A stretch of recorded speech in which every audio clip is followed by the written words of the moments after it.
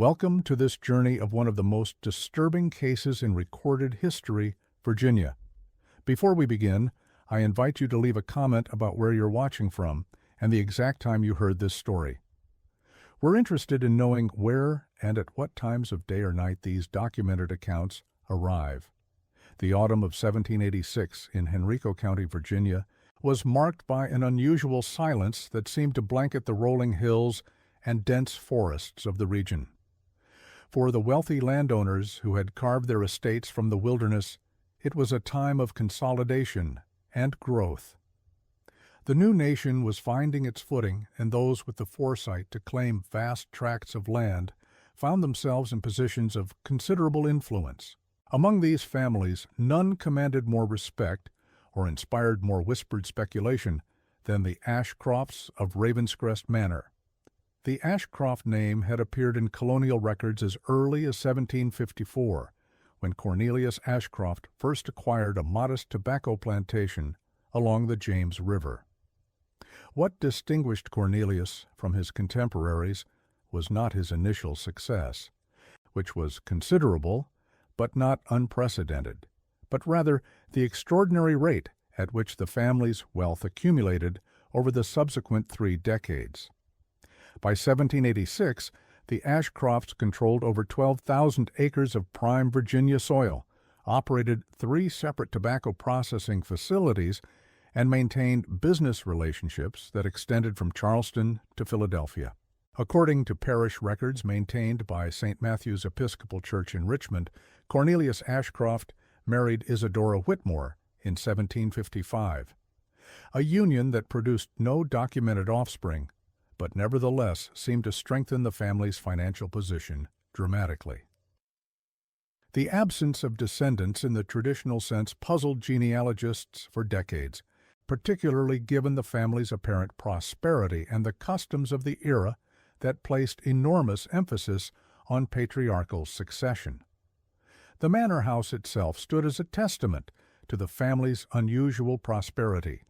Built between 1762 and 1765, Ravenscrest Manor was an imposing 3-story structure constructed from local fieldstone and imported English brick. The architectural plans, discovered in 1963 during the renovation of a Richmond law office, revealed a building designed with peculiar attention to acoustics and sightlines. The central hallway extended the full length of the building, with rooms positioned in such a way that conversations in one area could be heard clearly in several others. More unusual was the basement level, which extended far beyond the foundation of the main house and included a series of chambers connected by narrow corridors. Contemporary accounts describe the manor as a place of frequent gatherings, though the nature of these meetings remained largely mysterious to the broader community. The Reverend Josiah Blackthorne, whose diary entries from 1782 to 1789 survive in the collections of the Virginia Historical Society, provides one of the few detailed observations of the property and its inhabitants. Writing in October 1786, he notes, "Called upon the Ashcroft estate today to deliver communion to the aged servant Magdalena, who claims to be too infirm to attend services in town. The house strikes one immediately as both grand and somehow oppressive. The windows, though large and well-appointed, seem to admit less light than one would expect. Mrs. Ashcroft received me with perfect courtesy, yet I could not escape the feeling that my presence was being observed from multiple quarters throughout our brief interview." The Reverend's observations about the staff at Ravenscrest Manor proved particularly significant in later investigations. Unlike most plantation households of the era, which relied heavily on enslaved labor, the Ashcrofts employed a small but devoted group of paid servants, most of whom appeared to have no family connections in the surrounding area. These individuals, typically between 8 and 12 at any given time, lived in quarters within the manor house itself rather than in separate buildings. More curious still, many of these servants appeared to remain in the Ashcroft employ for decades, with some records suggesting continuous service spanning 20 or 30 years. The most prominent among these servants was a woman known only as Magdalena, who first appears in county records in 1758 and is referenced consistently in various documents through 1789.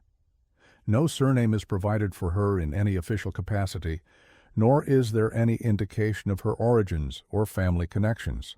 What is documented is her apparent position of considerable authority within the household, with several sources referring to her as the keeper of the house, or, more unusually, the keeper of the traditions.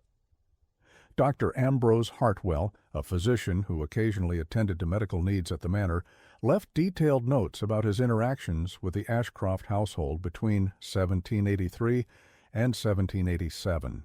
These notes, found among his personal papers in 1964, describe a household that operated according to rigid and sometimes bewildering protocols.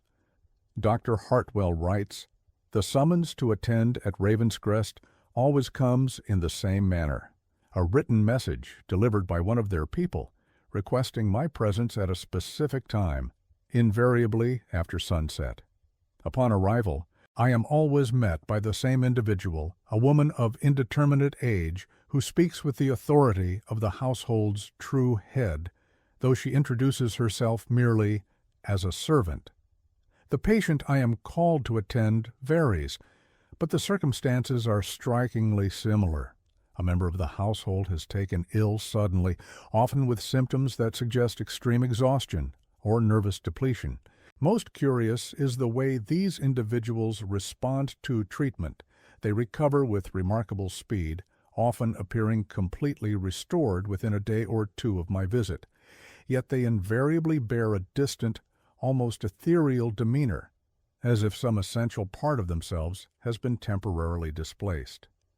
The physician's notes include detailed descriptions of the physical symptoms he observed, which followed a consistent pattern that he found medically inexplicable.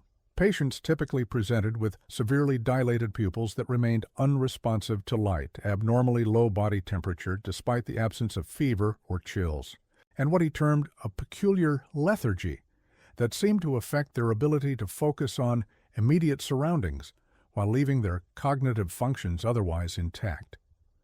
Most perplexing to Dr. Hartwell was the patient's unanimous description of vivid, highly detailed dreams that they claimed to experience even while awake. Dreams that involved lengthy journeys through underground passages and participation in elaborate ceremonies conducted in complete darkness. The financial records of the Ashcroft enterprises, portions of which survive in the collections of several Virginia banks and trading houses, reveal an unusual pattern of business relationships that contributed to the family's rapid accumulation of wealth. Rather than relying solely on tobacco cultivation and trade, which formed the foundation of most plantation fortunes in Virginia, the Ashcrofts appear to have developed an extensive network of what contemporary documents describe as private arrangements with merchants, shippers, and other landowners throughout the mid-Atlantic region. These private arrangements, as detailed in correspondence discovered during the settlement of various estates in the 1960s, typically involve the provision of certain unspecified services in exchange for preferential treatment in business dealings. A letter from Philadelphia merchant Amos Thornbury to his brother, dated March 1785, provides insight into the nature of these relationships. The arrangement with the Virginia people continues to prove profitable beyond our initial expectations. The requirements they place upon our cooperation are unusual, certainly, but not onerous, and the considerations they offer in return far exceed the value of conventional business partnerships.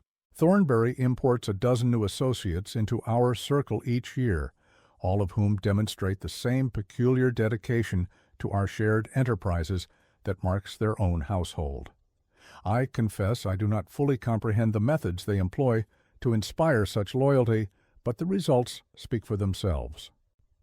The methods referenced by Thornbury appear to have involved a systematic approach to what period documents euphemistically describe as education or refinement of business associates and their families. Multiple sources suggest that the Ashcrofts regularly hosted extended visits from individuals connected to their various enterprises, with guests sometimes remaining at Ravenscrest Manor for periods of several weeks or months. These extended visits were invariably described in positive terms by the participants, who often wrote enthusiastically about the transformative nature of their experiences. However, a more troubling picture emerges from the correspondence of those who had reason to observe these visits from outside the immediate circle of participants. The Reverend Blackthorne's diary includes several entries describing his encounters with individuals who had recently concluded extended stays at the manor. Writing in November 1786, he notes, "Encountered Mr. Fitzgerald on the road to Richmond today, recently returned from his sojourn with the Ashcrofts." While he speaks glowingly of his time there and the profound insights he claims to have gained, I cannot escape the observation that he appears somehow diminished.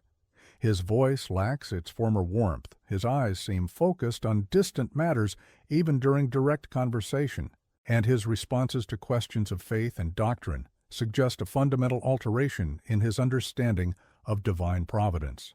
When I inquired about the specific nature of the education he received, he spoke in terms that seemed both rehearsed and oddly evasive, emphasizing the importance of seeing beyond the veil of conventional understanding and embracing the deeper truths that govern human existence. Shump. The transformation described by Reverend Blackthorne appears to have been typical rather than exceptional. Court records from Henrico County include several instances of family members expressing concern about relatives who had participated in extended visits to Ravenscrest Manor. In 1787, the widow Mary Caldwell petitioned the court for assistance in understanding her husband's sudden change in behavior following a 3-month stay with the Ashcrofts. According to her testimony, Mr. Caldwell had departed for the visit as an energetic and sociable merchant, but returned with a profound disinterest in his previous activities and relationships. The petition describes a man who spent hours each day in solitary contemplation, who spoke frequently of higher purposes that he declined to explain in detail, and who had begun to neglect his business affairs in favor of what he termed more essential obligations. The court's response to such concerns was typically limited, as the individuals in question demonstrated no signs of obvious mental infirmity and often possessed legal documents transferring portions of their property or business interests to the Ashcrofts or their associates. These transfers were invariably presented as investments in new ventures or expressions of gratitude for services rendered, and they bore the proper legal signatures and witness attestations required by Virginia law. Investigation into the specific nature of the activities conducted during these extended visits has been hampered by the destruction of most of the manor's interior records. However, fragmentary evidence suggests that the Ashcrofts had developed an elaborate system of philosophical and practical instruction that they administered to selected individuals over extended periods. This system appears to have combined elements of classical education, meditation practices derived from various mystical traditions, and what contemporary sources describe as exercises in perception and discipline. A partial manuscript discovered in 1967 during the demolition of a Richmond warehouse provides the most detailed surviving description of these practices. The manuscript, written in 1789 by an individual who identifies himself only as a former student, describes a highly structured program of daily activities beginning before dawn and continuing until well after sunset. Participants were required to maintain periods of complete silence lasting several hours each day, during which they engaged in what the manuscript terms contemplation of fundamental principles. C. These silent periods were interspersed with group discussions led by various members of the Ashcroft household, including Magdalena and several other long-term residents whose roles seem to combine elements of teacher, counselor, and overseer. The manuscript describes the physical environment of these activities in considerable detail. Most sessions took place in the basement levels of the manor house, in chambers specifically designed for the purpose. These rooms were described as spacious but windowless, illuminated only by carefully arranged arrangements of candles and oil lamps that created what the author characterizes as an atmosphere of profound introspection. The walls were lined with books, manuscripts, and what appear to have been detailed charts or diagrams, though the manuscript provides no specific description of the content of these materials. Perhaps most significantly, the manuscript describes the gradual process by which participants came to understand what it terms the true nature of human potential and social organization.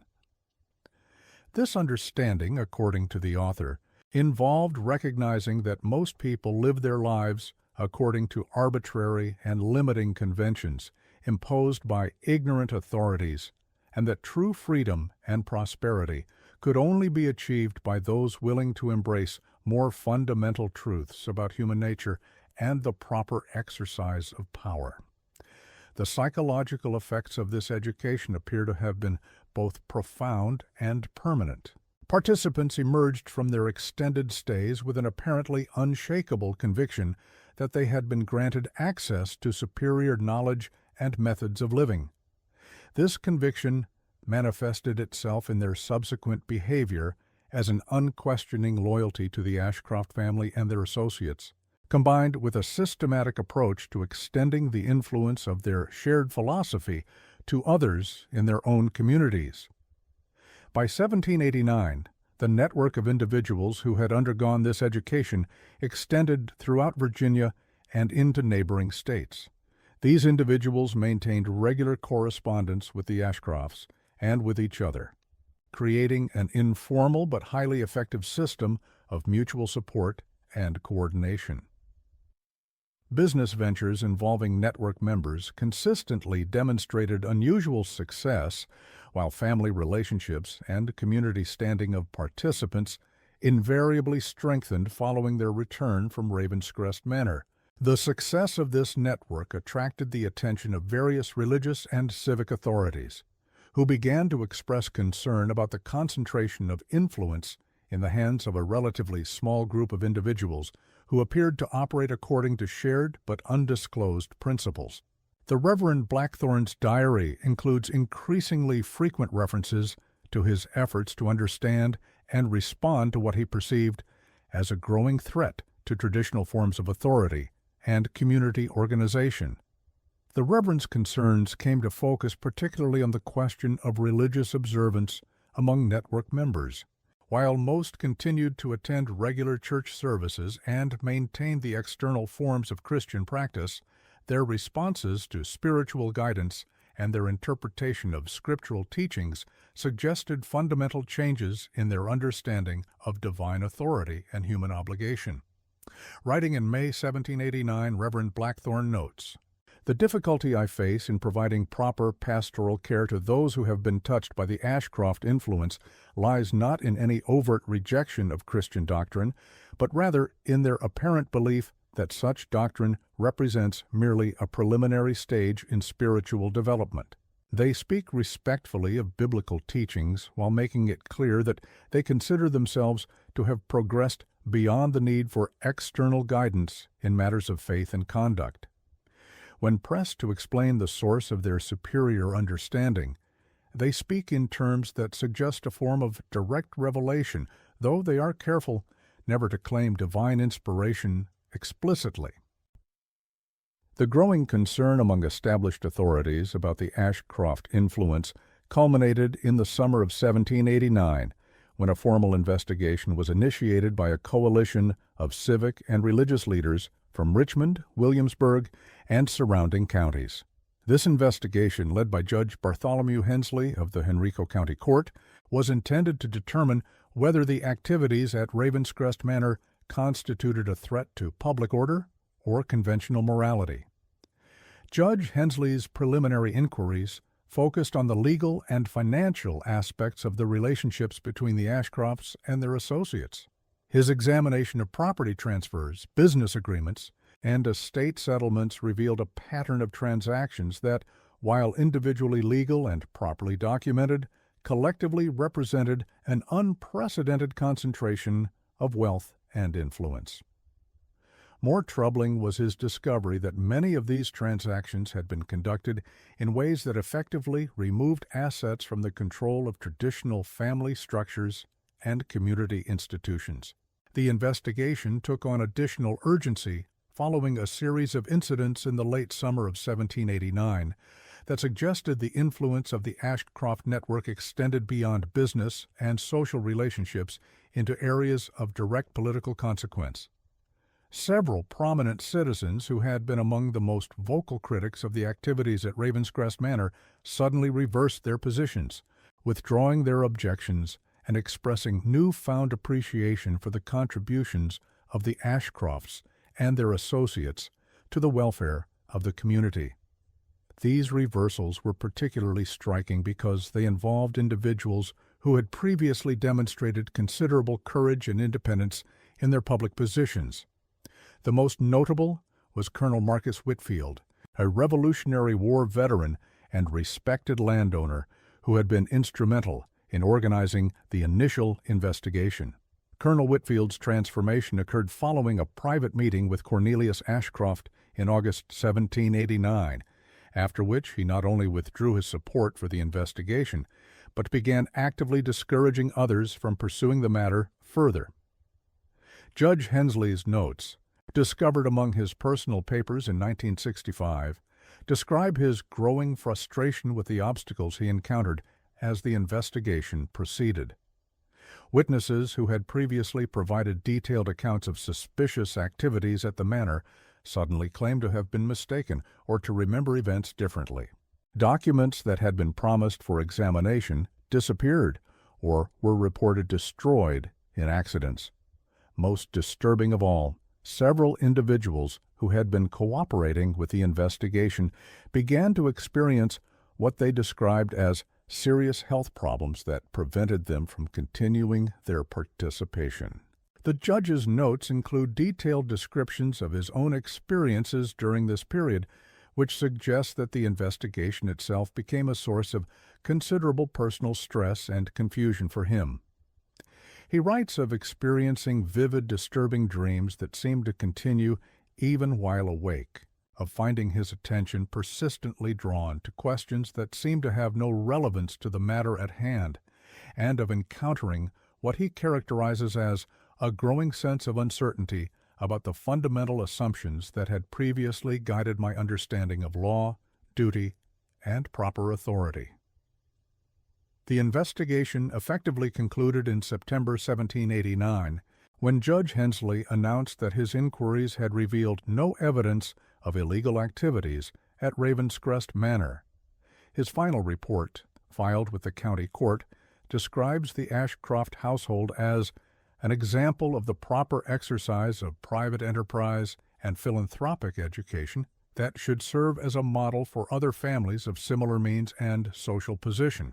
Wherein this conclusion was remarkable, not only because it contradicted the judge's initial concerns, but because it was accompanied by his announcement that he had accepted an invitation to spend the coming winter months as a guest at Ravenscrest Manor, where he planned to pursue what he termed a deeper study of the principles of effective governance and social harmony. The transformation of Judge Hensley marked the effective end of official scrutiny of Ashcroft activities, but it also marked the beginning of more subtle forms of resistance from individuals who had observed the investigation's unusual conclusion. The Reverend Blackthorne, whose social position and religious authority provided some protection from direct retaliation, began to document what he perceived as the systematic expansion of Ashcroft influence throughout the region. His diary entries from the autumn of 1789 describe a community that appeared to be undergoing fundamental changes in its social and economic organization. Traditional patterns of authority based on family connections, military service, and established wealth were being replaced by new arrangements that seemed to privilege those who had been touched by the Ashcroft network. Business partnerships, marriage alliances, and political relationships increasingly reflected the influence of what the Reverend termed the new philosophy. While those who remained outside the network found themselves progressively marginalized from positions of influence and opportunity. The Reverend's observations were supported by similar accounts from other sources who possessed the independence or social position necessary to maintain their opposition. Dr. Hartwell, whose medical practice provided him with insights into the broader community, noted significant changes in the health and behavior patterns of his patients. Writing in November 1789, he describes an increase in what he termed nervous disorders among individuals who had not participated in visits to Ravenscrest Manor, combined with remarkable improvements in the health and vitality of those who had undergone the Ashcroft education. The physician's notes suggest that these health differences extended beyond the merely psychological. Network members demonstrated unusual resistance to common illnesses, remarkable stamina and energy in their daily activities, and what he described as an almost supernatural ability to remain calm and focused even under conditions of extreme stress. By contrast, those outside the network increasingly exhibited symptoms of what would later be recognized as chronic anxiety, including persistent sleep disturbances, difficulty concentrating on routine tasks, and a general sense of unease that seemed to have no specific cause, but nevertheless significantly impacted their ability to function effectively. Dr. Hartwell's most disturbing observations concerned the ways in which these health differences affected relationships between network members and others in the community. He noted that non-network families increasingly reported feeling uncomfortable during extended interactions with their network neighbors, describing a sense that they were being evaluated or judged according to standards they did not understand. More significantly, he documented several cases in which non-network individuals reported experiencing unusual symptoms, including severe headaches, dizziness, and temporary disorientation following prolonged exposure to network members during social or business interactions. These symptoms appeared to be particularly severe when the interactions involved discussions of politics, religion, or other matters that touched on fundamental questions of authority and social organization. Dr. Hartwell's notes describe patients who reported being unable to maintain their usual positions during such discussions, finding their arguments confused or forgotten, even when addressing topics they had previously understood clearly.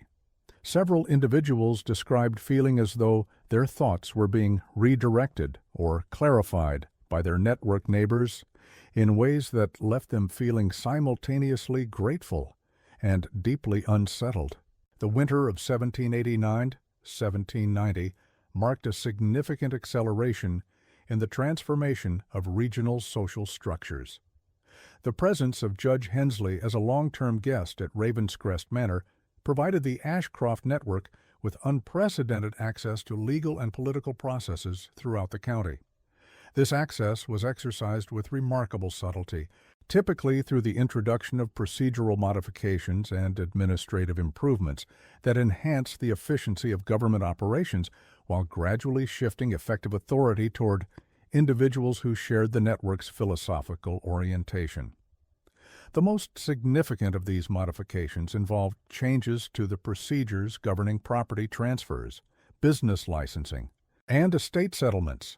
These changes, individually reasonable and beneficial, collectively created a regulatory environment that strongly favored the business practices and investment strategies characteristic of network operations.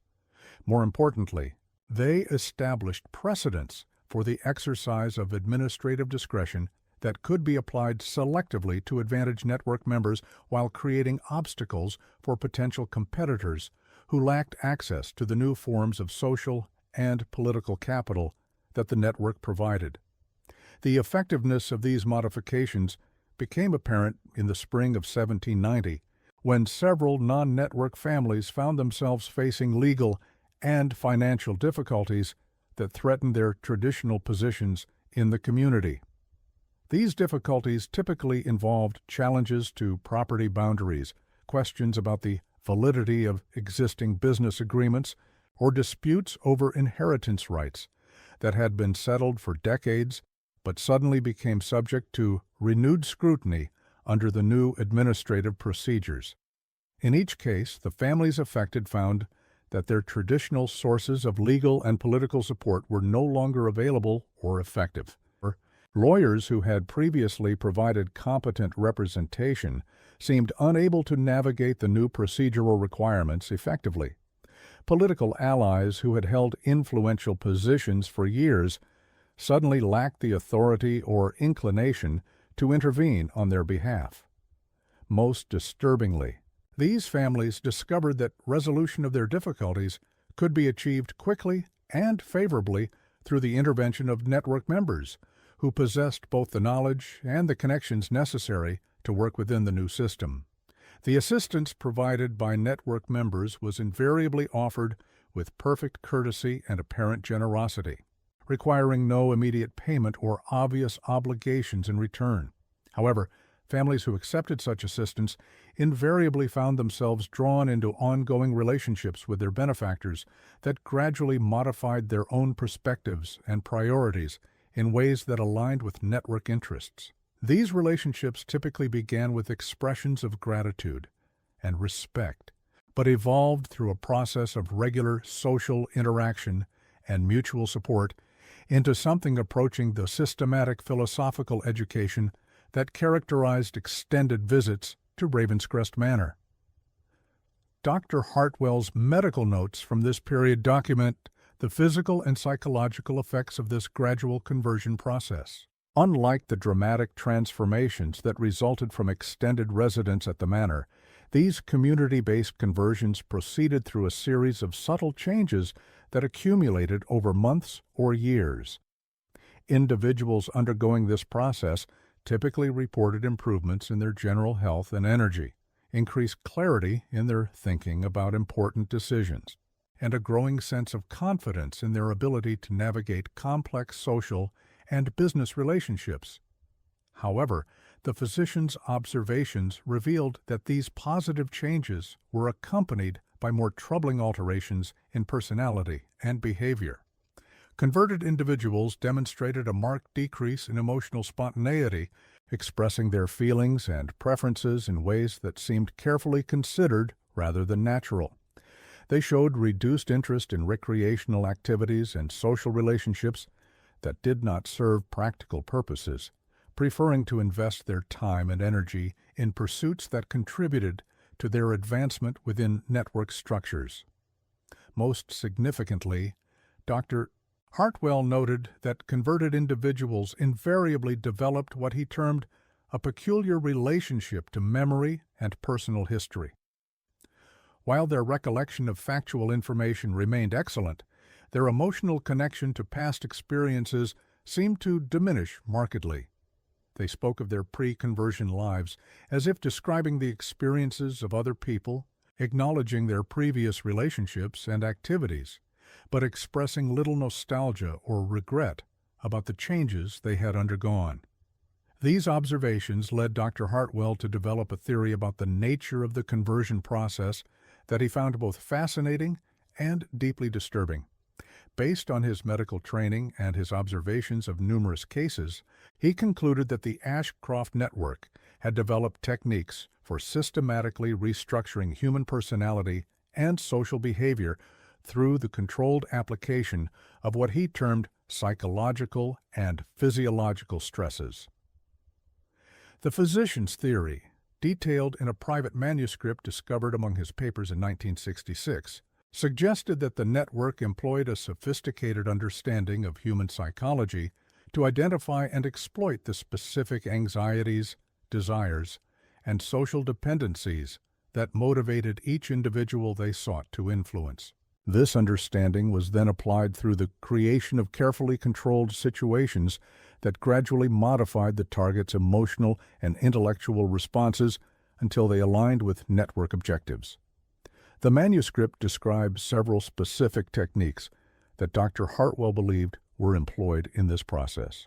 These included the systematic exposure of individuals to social situations that challenged their existing beliefs and relationships, the provision of alternative explanations for personal and community problems that positioned the network as a source of superior understanding and support, and the gradual introduction of philosophical and practical concepts that redefined the individual's understanding of their own interests and obligations.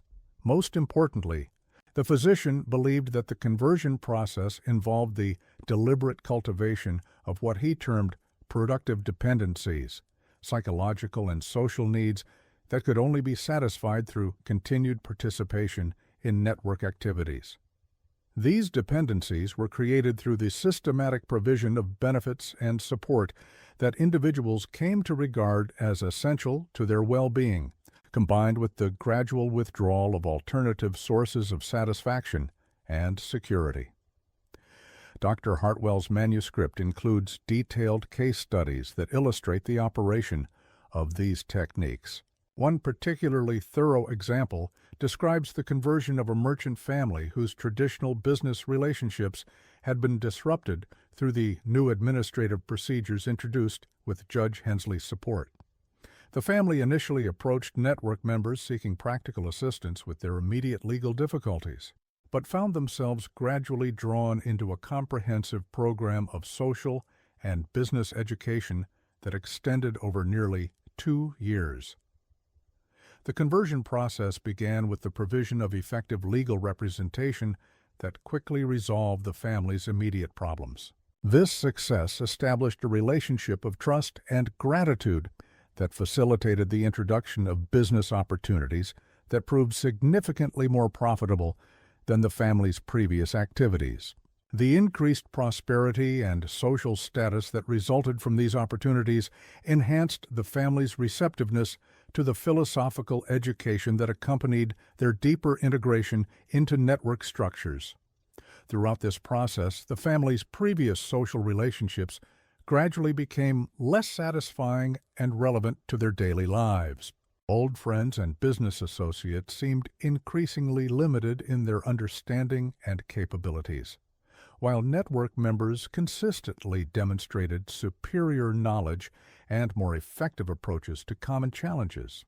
The family's emotional and intellectual horizons expanded to embrace new concepts of personal development and social responsibility that positioned their network participation as both a privilege and an obligation. The final stage of conversion involved the family's recognition that their new understanding and capabilities carried with them a responsibility to help others achieve similar transformation.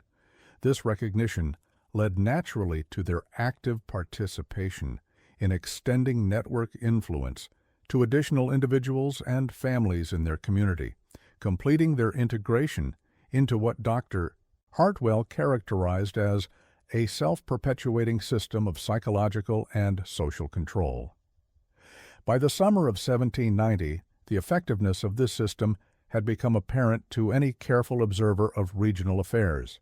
The traditional social and economic structures that had characterized Henrico County for decades were being systematically replaced by new arrangements that reflected the philosophical and practical approaches characteristic of the Ashcroft network. This transformation proceeded without overt conflict or dramatic disruption, but its cumulative effects were profound and seemingly irreversible. The Reverend Blackthorne's diary entries from this period reflect his growing sense of isolation and powerlessness as he watched his community undergo changes that he could observe but seemed unable to influence. His congregation continued to attend services regularly, but their responses to his sermons and their approach to religious questions demonstrated the same emotional detachment and philosophical reorientation that characterized network members generally. They remained polite and respectful in their interactions with him, but their real interests and loyalties clearly lay elsewhere. More disturbingly, The Reverend began to notice changes in his own behavior and thinking that suggested he was not immune to the influences that were transforming his parishioners. He found himself questioning traditional theological positions that he had previously accepted without difficulty, experiencing periods of doubt about the relevance of biblical teachings to contemporary problems, and feeling increasingly attracted to the philosophical sophistication and practical effectiveness that characterized network approaches to social and personal development. The Reverend's struggle to maintain his independence of thought and action in the face of these influences provides valuable insight into the psychological mechanisms that made network expansion so effective. His diary describes a gradual process of internal erosion in which his confidence in his own judgments and the validity of his traditional beliefs was systematically undermined through exposure to what seemed like more sophisticated and effective alternatives. This erosion proceeded through a combination of intellectual challenges that revealed apparent limitations in his theological training, social pressures that isolated him from sources of emotional and practical support, and the persistent demonstration by network members that their approaches to common problems achieved consistently superior results. The cumulative effect of these influences was to create a state of chronic uncertainty and self-doubt that made him increasingly receptive to the guidance and support that network members were always willing to provide. The Reverend's final diary entries, recorded in the autumn of 1790, document his ultimate capitulation to these influences. After months of internal struggle, he announced his decision to accept an invitation to spend the winter months as a guest at Ravenscrest Manor, where he hoped to deepen his understanding of the spiritual and practical questions that had come to occupy his thoughts with such persistent intensity. The transformation of Reverend Blackthorne marked the effective completion of the Ashcroft Network's consolidation of control over the social and political structures of Henrico County. With the region's primary religious, legal, and civic authorities fully integrated into network operations, the systematic expansion of influence to neighboring counties and states proceeded with remarkable speed and efficiency. Dr. Hartwell, whose medical practice and scientific training provided him with unique insights into these developments, attempted to document the expansion process in detail. However, his manuscripts from this period reflect a growing sense of psychological pressure and intellectual confusion that paralleled the experiences described by Reverend Blackthorne. The physician's notes become increasingly fragmented and contradictory, suggesting that his own resistance to network influence was beginning to break down under the same pressures that had affected other community leaders. The doctor's final coherent manuscript, dated December 1790, describes his observation of what he termed the completion of the first phase of a systematic program of social and psychological transformation that represents one of the most sophisticated exercises in human manipulation ever documented. However, this manuscript concludes with his announcement that he had come to recognize the limitations of his previous understanding and had decided to accept the education and guidance that network members had repeatedly offered to provide. With the conversion of Dr. Hartwell, the last significant source of documented resistance to Ashcroft influence in Henrico County was eliminated. The subsequent history of the region reflects the gradual extension of network control to neighboring areas through the same combination of economic, political, and psychological techniques that had proved so effective in the initial phases of expansion. Records from the 1790s indicate that the Ashcroft Network grew to encompass influential families and individuals throughout Virginia and into Maryland, North Carolina, and Pennsylvania. This expansion was facilitated by the movement of converted individuals who established new centers of network activity in their home communities, typically through the development of business relationships and social connections that replicated the patterns that had been established at Ravenscrest Manor. The network's influence on regional development during this period was both subtle and profound, Economic opportunities consistently favored network members who demonstrated remarkable success in agricultural, commercial, and financial ventures. Political positions increasingly went to individuals who shared network perspectives, while those outside the network found their traditional sources of influence and authority gradually eroded. Perhaps most significantly, the intellectual and cultural life of the region began to reflect the philosophical orientations that characterized network education. Schools, churches, and other institutions gradually adopted approaches to education and social guidance that emphasized the same themes of personal development, social responsibility, and practical effectiveness that formed the core of network philosophy. The death of Cornelius Ashcroft in 1796 marked a significant transition in network organization, but did not interrupt the continuing expansion of influence. Leadership functions were distributed among several senior network members who had been educated at Ravenscrest Manor during the early years of the system's development. This distributed leadership structure proved to be more resilient and effective than the previous concentration of authority in the Ashcroft family, allowing for more rapid adaptation to local conditions and more sophisticated responses to potential challenges. The disposal of Cornelius Ashcroft's personal estate revealed the extent to which network resources had been systematically organized to support continuing expansion. Rather than being concentrated in traditional forms of personal wealth, the estate consisted primarily of carefully structured investments and partnerships that provided ongoing support for network operations throughout the region. This financial infrastructure, combined with the intellectual and social capital that had been accumulated through the conversion of influential individuals, ensured that network influence would continue to grow even without direct oversight from the original founding family. Ravenscrest Manor continued to serve as a center for advanced education and coordination, though its role evolved to accommodate the needs of a much larger and more geographically dispersed organization. Extended residential programs were supplemented by shorter, intensive sessions that allowed network members to maintain their integration while continuing their activities in their home communities. These sessions focused on the development of advanced techniques for expanding network influence and on the coordination of activities across multiple regions.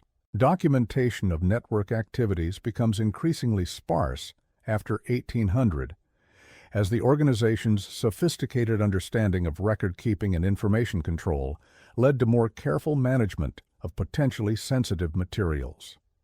However, fragmentary evidence suggests that the expansion process continued throughout the early decades of the 19th century, eventually encompassing significant portions of the Mid-Atlantic and southern regions.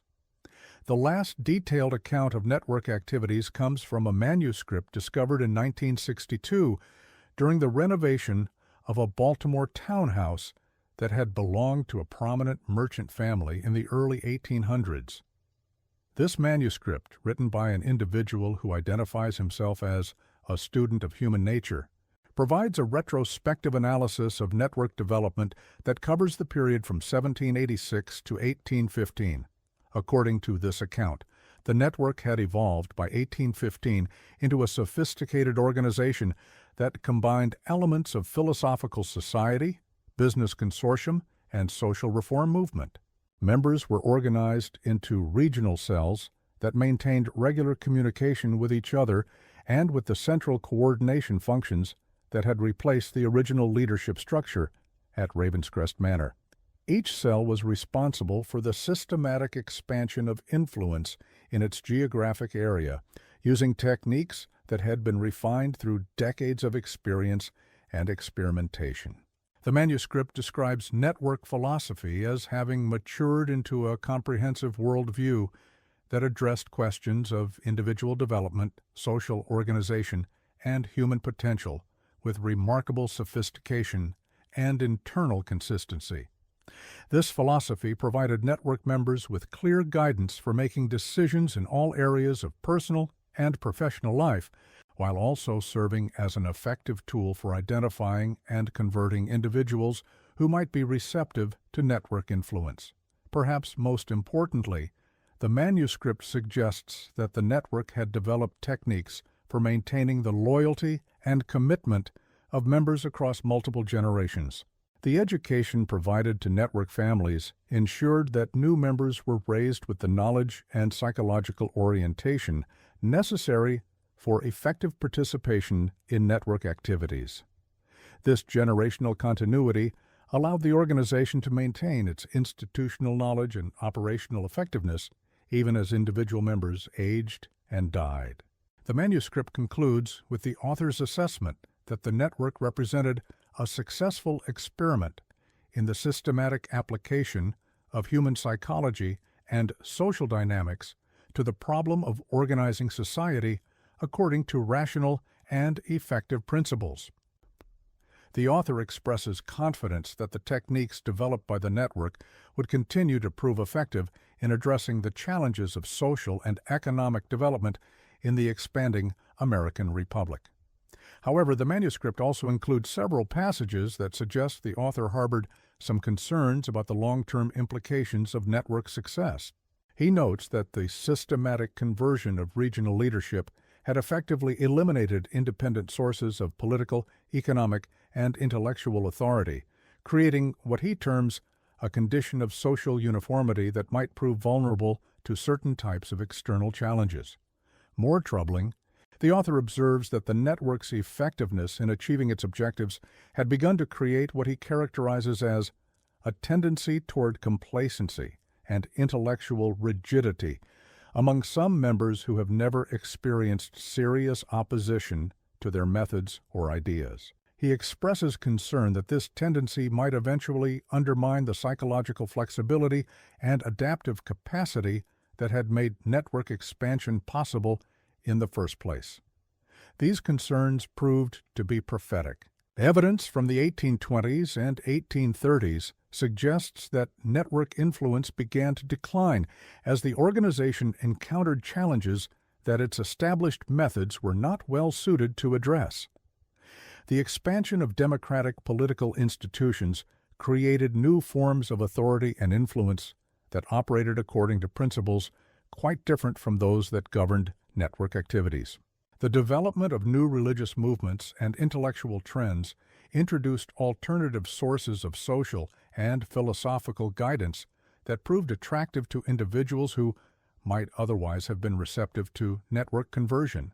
Most significantly, the growth of cities and the development of more complex economic relationships created social environments that were less conducive to the intensive personal relationships and long-term educational processes that formed the foundation of network influence. The techniques that had proved so effective in rural communities, where personal relationships were stable and long-term, proved less successful in urban environments characterized by mobility, anonymity, and rapid social change. The final documented reference to network activities appears in a private letter dated 1847, discovered among the papers of a Virginia judge in 1968. The letter, written by an individual who claims to have been educated at Ravenscrest Manor in his youth, describes his return to the region after many years of absence. He reports finding the manor house in a state of deterioration and abandonment, with no evidence of recent occupation or activity. The letter includes a poignant reflection on the transformation of the community that had once been the center of network influence. The author describes villages and towns that retain the external appearance of prosperity and organization, but seem to lack the sense of purpose and direction that had characterized them during the period of network dominance. He observes that many of the families that had been prominent network members appeared to have lost their distinctive characteristics, blending back into the conventional patterns of regional social and economic life. Most significantly, the letter suggests that the intellectual and philosophical achievements of the network had been largely forgotten, even by the descendants of families that had played central roles in its development. The sophisticated understanding of human psychology and social dynamics that had made network success possible appears to have been lost along with the institutional structures that had preserved and transmitted it across generations. The author concludes his letter with a meditation on the ephemeral nature of human achievement and the difficulty of maintaining sophisticated social innovations across extended periods of time. He expresses regret that the knowledge and techniques developed by the network had not been more effectively preserved, while also acknowledging that the social conditions that had made network success possible were unlikely to return in the rapidly changing society of mid-19th century America. Modern attempts to understand the true nature and extent of Ashcroft network activities have been hampered by the deliberate destruction or concealment of most relevant documentation. The organization's sophisticated understanding of information control ensured that potentially compromising materials were systematically eliminated as circumstances changed and network influence declined. However, the fragmentary evidence that has survived provides intriguing glimpses of what may have been one of the most successful experiments in systematic social manipulation in American history. The techniques developed by the network appear to have anticipated many of the insights of modern psychology and social science by more than a century, while achieving practical results that demonstrated the power of systematic approaches to human influence and organizational development. Perhaps most significantly, the network's emphasis on philosophical education and personal development suggests a recognition that lasting social change requires more than the mere exercise of political or economic power. The organization's success in creating genuine transformation in the individuals it influenced, rather than simply coercing compliance with its objectives, points to possibilities for human social organization that remain largely unexplored in contemporary society. The ultimate fate of Ravenscrest Manor reflects the broader disappearance of network influence from the historical record. The property changed hands several times during the middle decades of the 19th century, with each successive owner reporting unusual difficulties in maintaining the buildings and grounds. By 1880, the structure had been abandoned and was gradually reclaimed by the Virginia forest. Today, only the foundation stones and a few crumbling walls mark the location where one of America's most sophisticated social experiments was conducted. The site attracts occasional visitors interested in local history, but few are aware of the significance of what once transpired there. The techniques and knowledge that made network success possible have vanished as completely as the buildings that once housed them, leaving only fragmentary records and persistent questions about the true extent of human potential for social organization and control. The legacy of the Ashcroft Network serves as a reminder that the conventional historical record often fails to capture the most significant developments in human social evolution.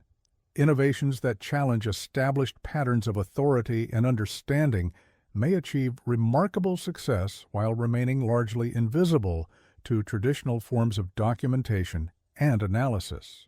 The network's sophisticated approach to maintaining secrecy and controlling information ensured that its most important achievements would be forgotten, along with the evidence of its existence. Yet the fragmentary documentation that has survived suggests possibilities for human organization and development that continue to hold relevance for contemporary questions about social change, institutional effectiveness, and the relationship between individual development and collective achievement. The network's success in creating genuine transformation in the people it influenced points to human capacities for growth and adaptation that are rarely recognized or systematically developed in conventional social institutions. Perhaps most intriguingly, the network's eventual decline and disappearance raises questions about the sustainability of sophisticated social innovations in the absence of the specific conditions that made their development possible. The organization's remarkable achievements were closely tied to particular historical circumstances that supported intensive personal relationships extended educational processes, and the careful coordination of individual and collective activities. As these circumstances changed, the techniques that had proved so effective became increasingly difficult to apply and maintain.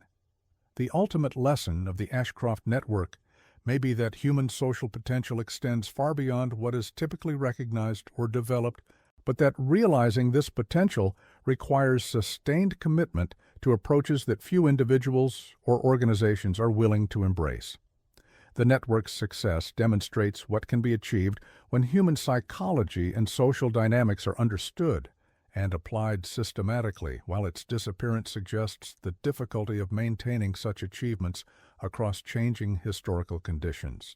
For those willing to look beyond the conventional boundaries of historical documentation, the story of the Ashcroft network provides a fascinating glimpse of human possibilities that remain largely unexplored. The techniques and knowledge that made network success possible may have vanished from the historical record, but the potential they revealed continues to exist in every human community where individuals are willing to commit themselves to the systematic pursuit of personal and collective development. Whether such potential will be realized again depends on the emergence of individuals and organizations capable of learning from the network's example while adapting its insights to contemporary conditions.